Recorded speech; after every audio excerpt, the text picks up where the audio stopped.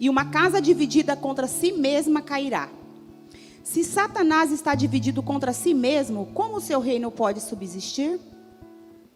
Digo isso porque estão dizendo que expulso demônios por Beelzebu.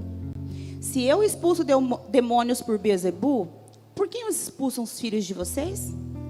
Por isso eles mesmos estarão como juízes sobre vocês. Mas se é pelo dedo de Deus que eu expulso demônios, então chegou a vocês o reino de Deus. Quando um homem forte, bem armado, guarda sua casa, seus bens estão seguros. Mas quando alguém mais forte o ataca e o vence, tira-lhe a sua armadura em quem confiava e divide os seus despojos. Repitam comigo: alguém mais forte ataca e vence e divide os despojos. Nós vemos aqui um texto onde havia alguém, um jovem, um rapaz, que foi levado por algumas pessoas. Aqui em Lucas não fala que ele foi levado, mas no Evangelho de Mateus, onde essa palavra também é anunciada, diz que ele foi levado por algumas pessoas. No Evangelho de Mateus diz mais alguma coisa, diz que ele não era só mudo, que ele era cego também. Então imagina como que a vida desse rapaz, desse homem, era limitada por conta de uma prisão. Ele estava preso por um demônio, a Bíblia deixa bem claro.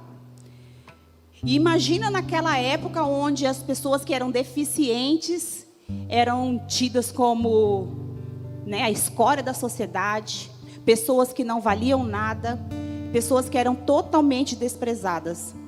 Talvez a vida social desse homem não era, com certeza, das melhores.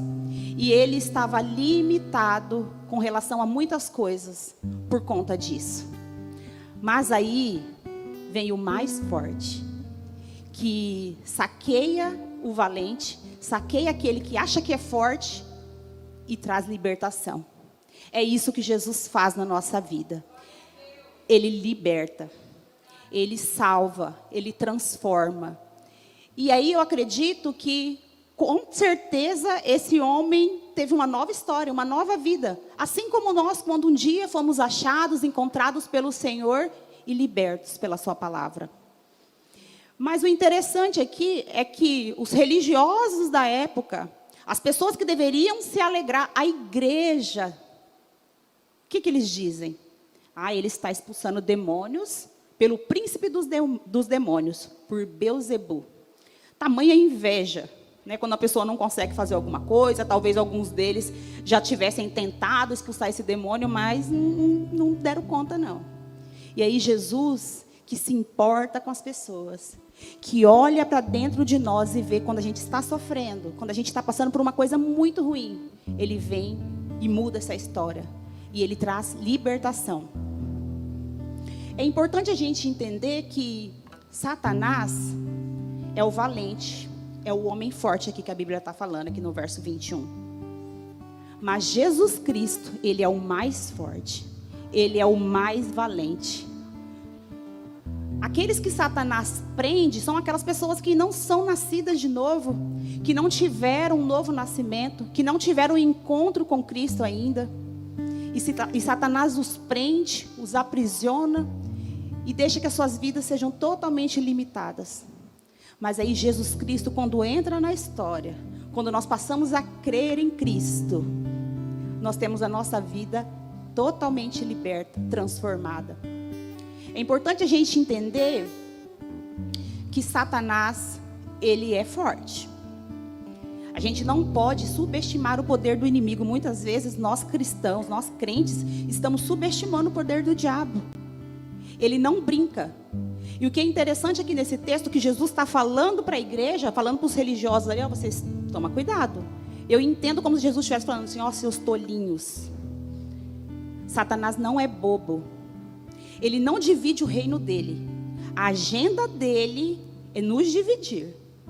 Mas ele já entendeu que um reino dividido não vai subsistir. E é sobre isso que eu quero falar essa noite.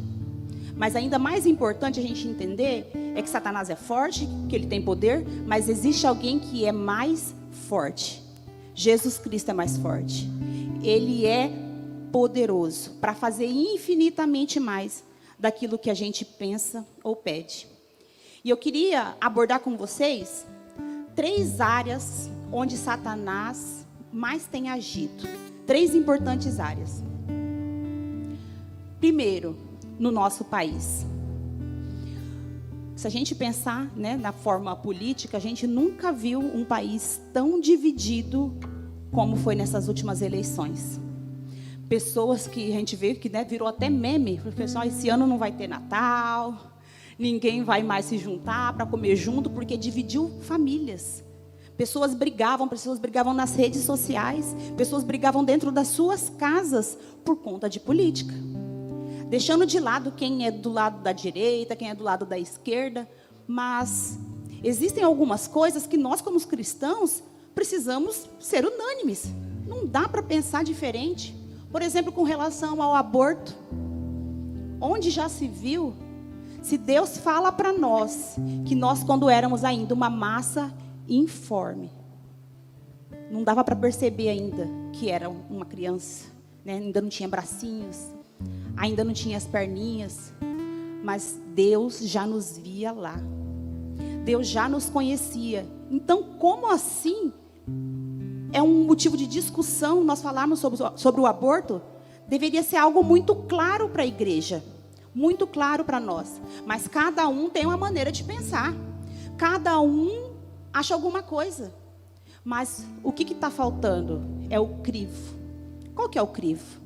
Para que a gente tome decisões, para que a gente tenha uma maneira de pensar, é a palavra de Deus.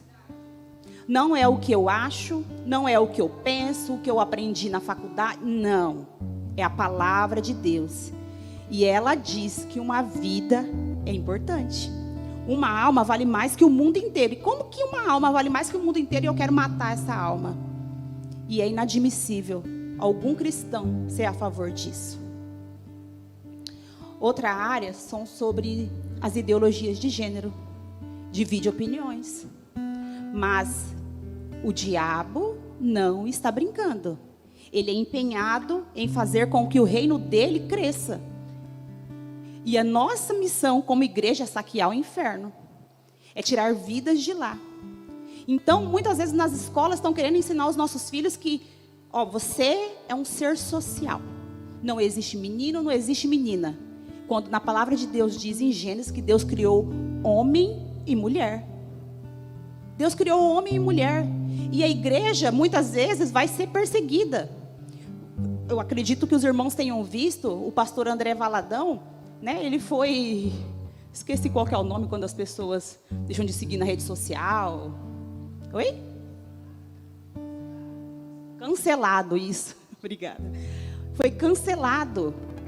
E às vezes até crentes a favor disso. Porque ele falou que homem é homem, mulher é mulher. E está errado? Foi um pensamento dele? Foi algo que ele acha, que ele acredita? Não. É a palavra de Deus que diz isso. E se a palavra de Deus diz isso, é a forma como a gente deve se posicionar. Mas a gente anda dividido. Quer ver outro ponto? As igrejas não podem falar sobre isso. Racismo. Nós temos visto, infelizmente, principalmente no meio, né, de futebol, chamando os jogadores porque tem uma pele escurinha assim igual a minha, que são macacos, denigre uma pessoa, diminui o valor dessa pessoa por conta da cor da pele dela. Mas isso não é o pior. O pior são os cristãos dizendo que esse tipo de assunto não deveria ser abordado na igreja. Que isso não é pecado. Ah, mas na Bíblia não está falando que racismo é pecado. Ah, não está não? Em que se resume o Evangelho? Amar a Deus sobre todas as coisas e ao seu próximo como a ti mesmo. Se existe um negro e ele é meu próximo, eu preciso amá-lo. E quando eu estou denigrindo ele, não pode nem usar essa palavra, né? Pode sim. Está denigrindo a imagem dessa pessoa. Está dizendo que ela é um macaco, que ela é inferior por conta da cor dela.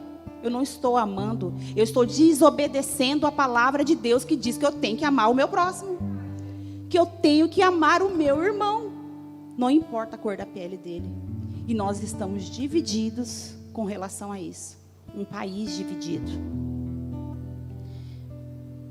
E o feminismo, então? Misericórdia. As mulheres estão, né, criando asas. Graças a Deus que as mulheres hoje podem trabalhar. E nós vivemos numa sociedade bem diferente.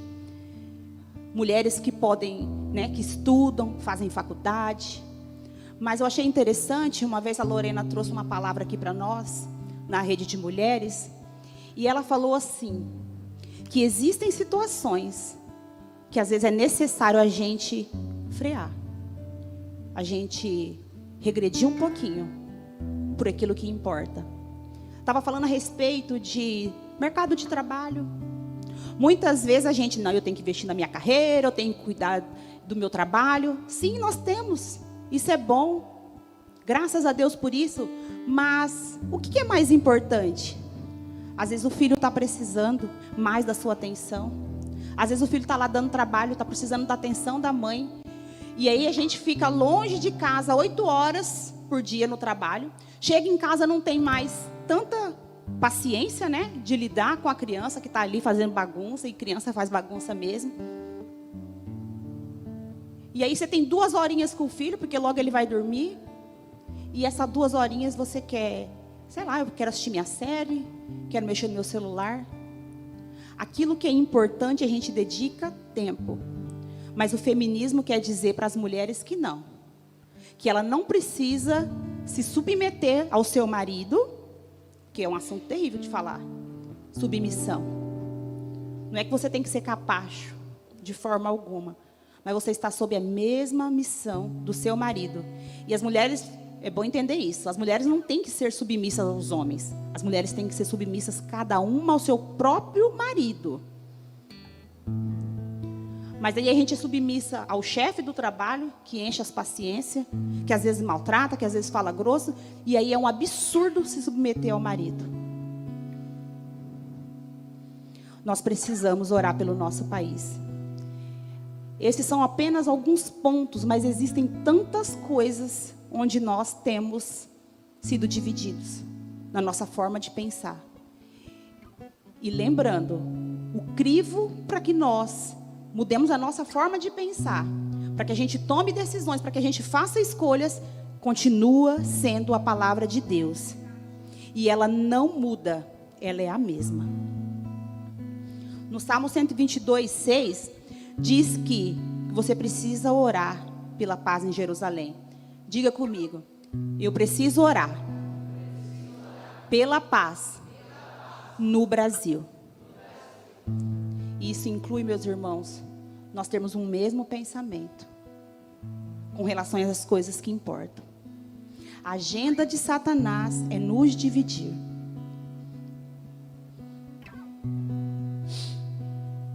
Número 2, divisão na família. Cada vez mais a família tem sido desvalorizada, desconstruindo isso que a gente já estava falando há pouco, os papéis de homens e mulheres. Antigamente, como que eram as famílias? Só para a gente relembrar. O homem saía para o trabalho, né? Saía para a caça. E as mulheres ficavam em casa e cuidavam dos filhos. E aí esses filhos depois cresciam, iam tendo suas próprias famílias. As coisas mudaram, claro que mudaram. Só que hoje os dois estão saindo à caça. Sai a mulher, sai o homem, não está dando conta. Porque a gente sempre quer mais. Lembrando, eu não estou dizendo para vocês, mulheres, que não é para trabalhar, não. Eu tenho 2 empregos.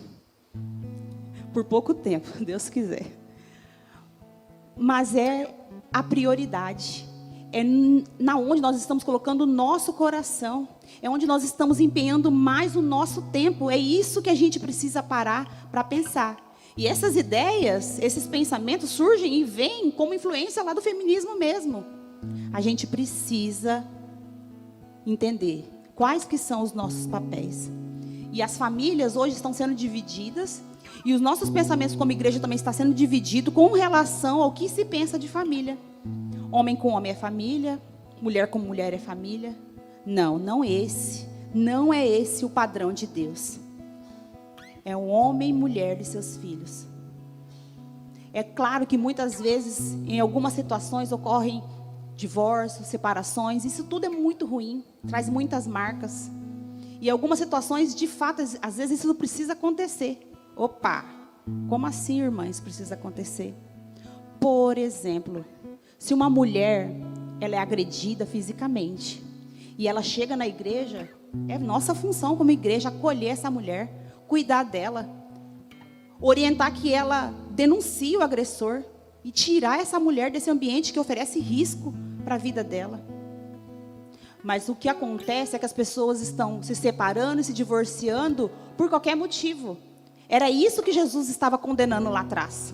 Era isso que Jesus estava falando para eles. Vocês estão se separando, Moisés permitiu vocês dar carta de divórcio por qualquer motivo. Porque o coração de vocês está endurecido. E com relação aos filhos, nós não estamos mais ensinando os nossos filhos. Nós não estamos ensinando as nossas crianças. Nós não estamos mais pegando elas e ensinando a palavra quando nós estamos andando pelo caminho. Quando nós estamos assentados à mesa. Quando nós estamos colocando eles para dormir. Falando que Jesus os ama. Que Jesus morreu por eles. Ah, mas eles são pequenininhos. Eles entendem. Você quer ver na escolinha. São pequenininhos, desde lá do berçário. A gente dividiu agora, né? Fazer a propaganda da escolinha agora. Já aproveitar e agradecer. Meus irmãos, as professoras dessa escolinha são uma bênção. E elas não estão lá no fundo para entreter os seus filhos. Elas estão lá e elas ensinam a palavra de Deus. Esse é o nosso papel como igreja, sim. Nós precisamos ensinar. Mas a responsabilidade de inculcar a palavra de Deus na mente, no coração dos nossos filhos, é dos pais. Essa é nossa responsabilidade e é um privilégio nós termos que fazer isso. Nós evangelizarmos os nossos filhos, não precisar que outra pessoa lá do mundo evangelize. Eu me converti ao evangelho, eu tinha 19 anos. Foram outras pessoas, glória a Deus, que eu fui alcançada. Mas eu tenho a oportunidade hoje de ensinar os meus filhos. Foi eu que discipulei, foi eu que ensinei. Nós precisamos fazer isso. Eu vou ler aqui rapidinho. Não precisa abrir não, em Juízes. Juízes 2:10.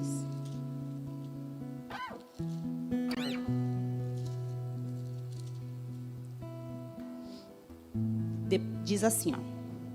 Juízes 2:10. Depois que toda aquela geração foi reunida a seus antepassados, surgiu uma nova geração que não conhecia o Senhor e o que Ele havia feito. Toda a geração do povo de Israel, né, já havia morrido. Eles haviam visto os milagres, eles haviam visto o mar se abrir, Deus provendo água da rocha, mandando maná. Eles presenciaram tantos milagres, tanto agir de Deus, mas eles não passaram adiante. Se nós não ensinarmos a palavra de Deus aos nossos filhos, eles vão ser aquela geração que não conheciam a Deus. E isso gera tamanho estrago. Por que que as pessoas estão perecendo? Porque não conhecem a palavra de Deus. Nós precisamos ensinar. É o nosso papel, é a nossa responsabilidade. Aí talvez os seus filhos possam ser grandes, já possam ser adultos. E aí você tem orado, você tem lutado pelo seu filho. Talvez é adolescente e às vezes eles dão trabalho. Mas Deus diz para nós que nós devemos continuar orando pelos nossos filhos. Vou dizer uma coisa para vocês. Nós não temos acesso ao coração dos nossos filhos. Nós não temos acesso ao coração do nosso cônjuge, pelo qual às vezes nós estamos orando para que ele se converta. Nós não temos acesso ao coração dos nossos pais, nós estamos orando, ai Senhor, salva a minha família. Nós não temos acesso. Mas nós temos acesso ao coração daquele que tem acesso ao coração deles. Jesus Cristo tem acesso ao coração do seu filho, do seu cônjuge, dos seus pais, dos seus amigos, aquelas pessoas que você tem orado, que você tem pedido libertação de drogas, de álcool, de tantas outras situações. Jesus Cristo tem acesso ao coração deles. E Ele é poderoso para trabalhar nesses corações e transformar. É o Espírito Santo que convence o homem do pecado, da justiça e do juízo. Então nós não podemos parar, desanimar, desistir de orar por eles e ir de encontro ao coração de Jesus Cristo, porque Ele tem acesso ao coração deles. A nossa luta não é contra a carne, não é contra o sangue, mas contra os principados e potestades, contra as forças do mal que atuam nas regiões celestiais. Mas essas forças do mal, elas usam carne e sangue. Do mesmo jeito que Deus usa pessoas para nos abençoar, o inimigo também usa pessoas para nos atingir. E às vezes são as pessoas que nós amamos. A gente precisa vigiar. A agenda do valente é dividir famílias. Terceiro ponto é a divisão na igreja. A agenda de Satanás é dividir a igreja, é ferir a igreja. Nós vemos a igreja primitiva sendo perseguida. Nós vemos ali a história do apóstolo Paulo, que pediu cartas, às autoridades, aos religiosos, para que ele pudesse ir e prender as pessoas. Quando Estevão morreu, ele foi conivente com aquilo. Perseguia a igreja. Mas quanto mais a igreja era perseguida, mais ela crescia. Hoje nós também, como igreja, muitas vezes nós vamos ser perseguidos por conta do que a gente acredita, pelas nossas convicções, por aquilo que a gente obedece da palavra de Deus, não daquilo que a gente acha. E existe também uma igreja que está sendo perseguida com relação à sua vida mesmo. Países onde o evangelho não tem acesso. Países onde o evangelho é escasso. E para que se tenha uma Bíblia, é necessário esconder. Cultos, não é como nós, que podemos deixar uma porta aberta. Que podemos entrar e vir cultuar ao nosso Deus, que é poderoso. E a gente vem numa boa, ninguém nos impede. Mas existem irmãos nossos que têm sofrido com a perseguição. Igrejas estão sendo incendiadas. Em 2 Coríntios 4:4 diz que o Deus desse século cegou o entendimento dos descrentes, a fim de que não vejam a luz do evangelho da glória de Cristo. A gente vê isso lá na parábola do semeador. O semeador saiu a semear e lançou a palavra, foi lançando a palavra. Mas o ladrão, ele vem para matar, roubar e destruir. E ele rouba a palavra, para que não tenha acesso ao coração das pessoas, para que elas não sejam confrontadas pelo seu pecado, para que elas não se arrependam e creiam e sejam saradas por Jesus. E qual que é o nosso papel como igreja? O Senhor nos deu uma missão de nós irmos e anunciarmos a sua palavra, de fazermos discípulos. Nós como igreja não podemos nos dividir. Às vezes nós estamos ficando distraídos com tantas outras coisas, com tantos afazeres, e a nossa missão como igreja a gente não tem feito. Nós precisamos estar unidos quanto a isso. A agenda de Satanás é dividir a igreja. Mas Jesus morreu pela sua igreja. E ele diz que as portas do inferno não vão prevalecer contra ela. E se as obras de Satanás é matar, roubar, destruir, Jesus Cristo se manifestou para desfazer as obras do diabo. E isso é motivo para que a gente fique cheio de esperança, cheio de alegria. A igreja é poderosa por causa do seu dono, por causa do seu Senhor, que morreu pela sua igreja.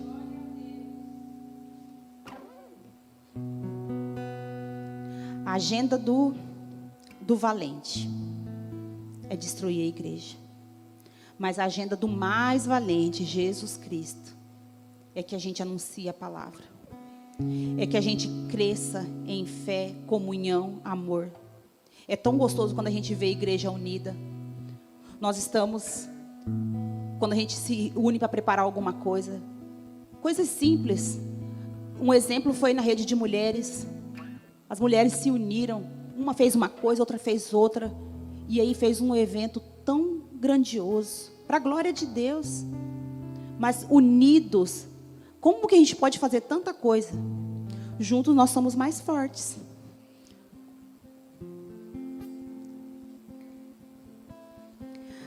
A igreja primitiva, ela contava com a simpatia do povo, porque era uma igreja unida. Aí vai dizer, mas agora há pouco você falou que todo mundo estava perseguindo a igreja. Mas eram os líderes religiosos, as autoridades, eles perseguiram a igreja, matavam a igreja. Mas o povo em si, em Atos diz isso para nós, que a igreja contava com a simpatia do povo. Porque o povo olhava para a igreja e falava assim, nossa, mas esse povo vive de uma maneira muito diferente. É de uma maneira especial. Eles dividem tudo o que eles têm. Eles vivem com singeleza de coração. E é isso que nós, como igreja, precisamos resgatar. Precisamos ficar unidos. E influenciar a nossa sociedade em que a gente está inserido. A nossa comunidade. Para que o nome do Senhor seja glorificado.